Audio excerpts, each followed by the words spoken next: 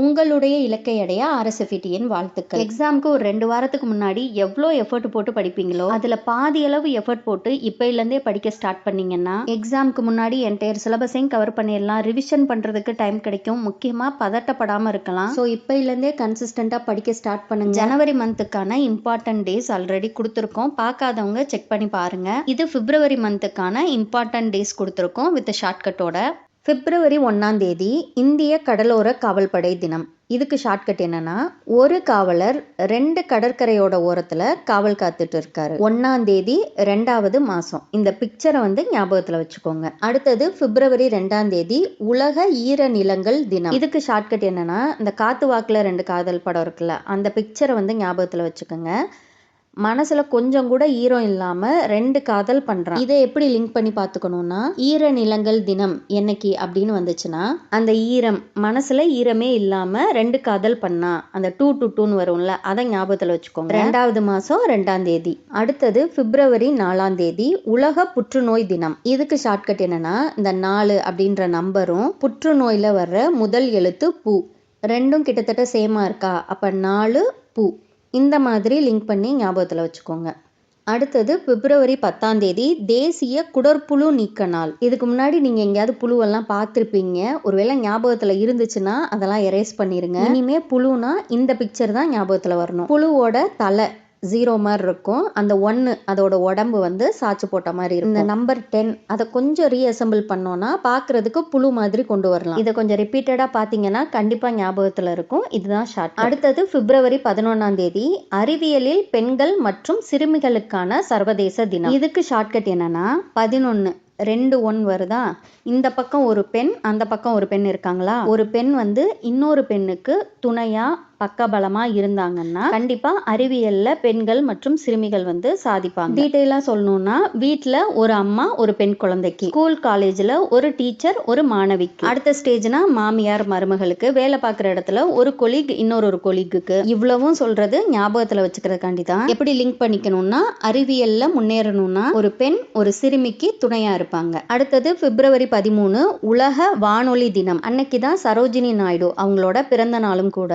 இதுக்கு ஷார்ட்கட் என்னன்னா, பிப்ரவரி 14ஆம் தேதி காதலர் தினம். தன்னோட காதலை வெளிப்படுத்துறதுக்காண்டி அந்த காலத்துல ஒரு சிலர் இப்படியெல்லாம் கூட ட்ரை பண்ணியிருக்காங்க. அப்படி வச்சுக்கோங்க. அதுக்கு முத நாள் 13ஆம் தேதியே போய் வானொலி நிலையத்துக்கு முன்னாடி வரிசையில உட்காந்துருவாங்களாம். 14ஆம் தேதி காதலர் தினம், 13ஆம் தேதியே போய் வானொலி நிலையத்துக்கு முன்னாடி உட்காந்துருவாங்க காதலை சொல்றதுக்கு. பிப்ரவரி 15ஆம் தேதி உலக குழந்தைகள் புற்றுநோய் தினம். இதுக்கு ஒரு சின்ன கதை. புற்றுநோயால் ஒரு குழந்தை பாதிக்கப்படுது.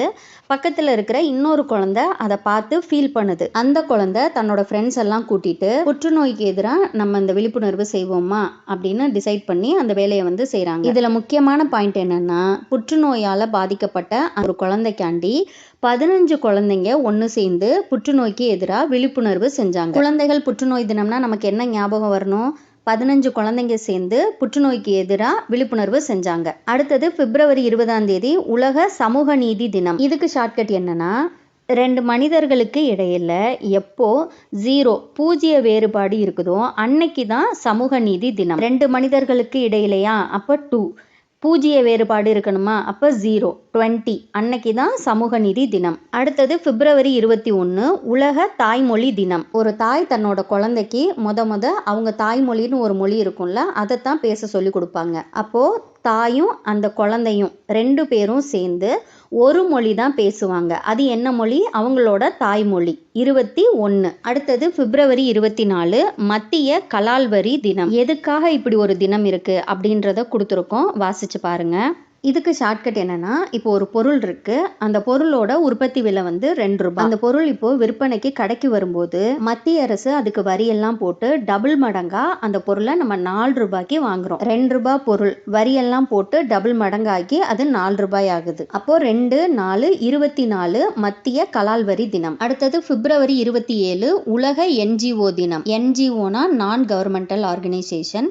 உதவி தேவைப்படுறவங்களுக்கு வாலண்டியரா ஹெல்ப் பண்ணுவாங்க. இதுக்கு ஷார்ட்கட் என்னன்னா, வாரத்துல 7 நாளுமே ஆக்டிவா இருப்பாங்க. யாருக்காவது உதவி தேவைப்படுதா அப்படின்னு பார்ப்பாங்க. அப்படி உதவி தேவைப்பட்டா மக்களுக்காக 2 மடங்கு உதவுறதுக்காக உழைப்பாங்க. அப்போ 2 மடங்கு உதவி பண்ணுவாங்க. வாரத்துல 7 நாளுமே ஆக்டிவா இருப்பாங்க. இப்படி லிங்க் பண்ணிக்கோங்க. 27 உலக NGO தினம். அடுத்தது பிப்ரவரி 28 தேசிய அறிவியல் தினம். இது நமக்கு பாடப்புத்தகத்திலே வரும். 1928 பிப்ரவரி 28 அன்னைக்கு தான் சர் சி.வி. ராமன் அவர்களோட கண்டுபிடிப்பை வெளியிட்டாங்க.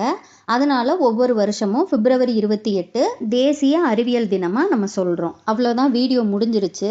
இப்போ நான் அந்த தினங்கள் சொல்றேன். இந்த கொடுத்திருந்த ஷார்ட்கட்டை வச்சு அந்த தேதியை ஞாபகப்படுத்த முடியுதான்னு செக் பண்ணி பாருங்க. ஃபர்ஸ்ட் ஒன்னு உலக ஈரநிலங்கள் தினம். இது ஞாபகம் வருதான்னு பாருங்க. 222 கூட சொன்னோம். அடுத்தது உலக வானொலி தினம். காதலர் தினத்தை வச்சு நம்ம சொன்னோம். அடுத்தது உலக சமூக நீதி தினம். 2 மனுஷங்களுக்கு நடுவுல பூஜ்ய வேறுபாடு இருக்கணும்னு சொன்னோம். அடுத்தது மத்திய கலால் வரி தினம். இதுக்கு மத்திய அரசு 2 மடங்கு வரி ஒரு பொருளோட விலை சொன்னோம், அது டபுள் மடங்கு ஆகும்னு கூட சொன்னோம். அடுத்தது உலக புற்றுநோய் தினம். இதுக்கு புற்றுநோயோட முதல் எழுத்து இதை ஞாபகத்துல வச்சுக்கோங்கன்னு சொன்னோம்.